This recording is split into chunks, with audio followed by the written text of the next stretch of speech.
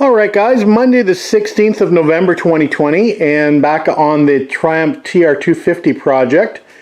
I did bring the new header out, as well as the water pipe for the water pump that we installed yesterday, so we'll probably install that first before we pull the header out and try to just put that on the car loosely. I've taken the the nuts and the washers off to be able to get that header on.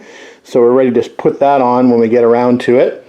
Other than that, what I'm going to do after that, I've got the alternator ready to go, although I'm missing the bolt, the fasteners for it. So we'll have to find those. And a few other things I've got to put on the car standing by. So let's get busy, and we'll put that water pipe on first, followed by, like I mentioned, we'll put the header on and see what that looks like. Alright guys, there's the water pipe installed, and some of you might have noticed this has a bit of a customization here with this nipple capped off here and this nipple capped off here are welded shut, and that's due to the triple DCOE setup being utilized on this car. So just thought I'd point that out to you. Anyway, let's see if we can fit that header on. Alright guys, here's the new pace setter header installed. It actually fit quite well. One quick note, I did order this specifically for a TR250, and they do send a gasket, and we've already had gasket discussions before.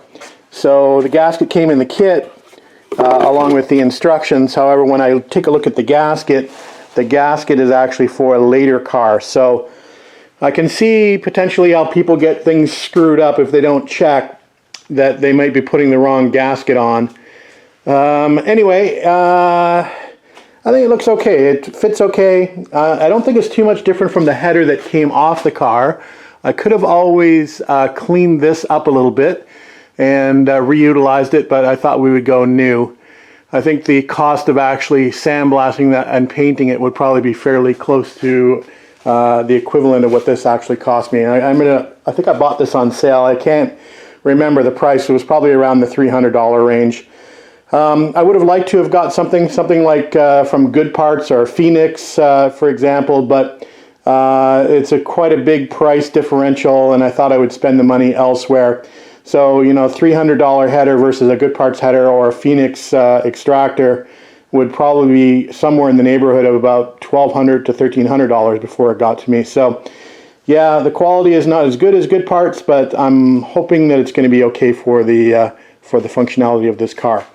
Anyway, that's it. I think we've got one more pipe to install, which is just this little splitter pipe for the exhauster. So we'll dig that out, and we'll put that on the car, and we'll get rid of this box. All right, here is the, I guess we can call this a collector pipe. So it goes from a single into a dual exhaust. And as you might recall, I've got that really nice NOS ANSI exhaust to go on this. So anyway, we'll install this loosely. We're not going to bolt anything up, but we'll just get it situated on the header, and we'll call that done for now. And that ends up looking something like that. So heading towards the center of the car. Does look like it could be canted a little more to the right, but anyway, we'll figure that out at a later date when we go to install the rest of the exhaust on this car, which will hopefully be in the near future. Anyway, let's move on to something else. Maybe we'll try to dig out some fasteners. As I mentioned, I need to find the fasteners for the thermostat, housing. And I need to find the fastener, or at least the bolt, for the alternator bracket. So we'll dig through the pile of bins and see if we can find those. I think I have some other parts to bolt on. I've got that new coil bracket, and I think I've got a new coil as well, so we'll do that. Look how rusty this piece got. So this is just a cast part. It was not painted when it went away in the trailer, so you can see how that's rusted pretty significantly, being not painted. So we'll have to get that off the car and get that painted as well. The distributor needed to come out as well anyway, because I still haven't shimmed that for the end float. So we knew we needed to work on that, but I probably could have painted that before I put the car away. Anyway, let's move on. Alright, there's the new Lucas coil. I did buy this fancy chrome bracket, but I think I like the actual Lucas sticker on the factory bracket. So I think we'll put the chrome bracket away for a rainy day, or maybe something that will be something goes on Les's car to add a little bit of bling to his engine bay. We'll keep the old coil as a spare in the trunk, so we'll put that away for future, and we'll go ahead and we'll install this on the car. Alright, one quick shot of that installed. That definitely looks the part. Looks a little cleaner and neater, and I like the green Lucas sticker. Prince of Darkness. Well, my bagging and tagging system seems to be working out pretty well. I managed to find the alternator, the thermostat housing bolts here, and the alternator bracket mounts.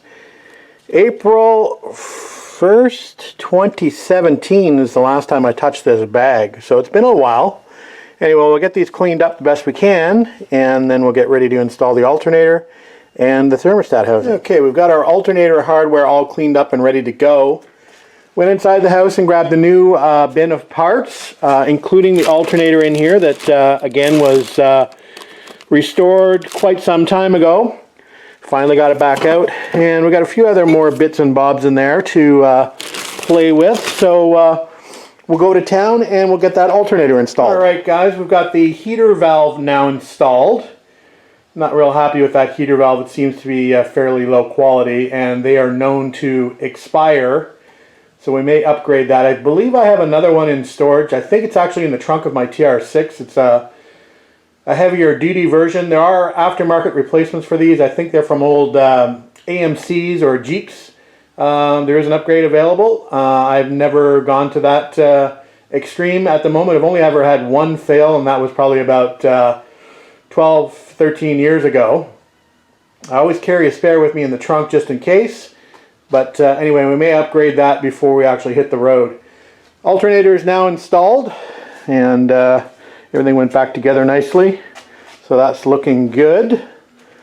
So we will look for the next project to tackle. Alright guys, next batch of parts unpacked. New oil pressure switch.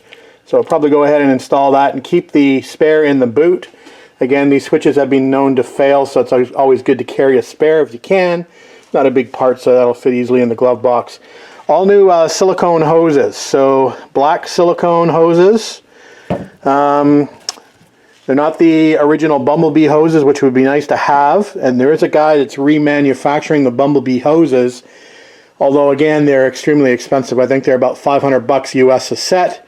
And by the time that gets to me, that'd be about 650 bucks. So it all depends on what you want to spend. Nothing wrong with these silicone hoses. These are actually fairly expensive in themselves, although they don't have the bling factor of the Bumblebee hoses. Anyway, we'll go ahead and get installed a few hoses. The top radiator hose and the bottom radiator hose we can get installed and get those out of the way. And we'll install that pressure switch while we're at it. Of course, we have all new clips for those hoses, so we'll go ahead and we'll utilize those as we put the hoses on the car.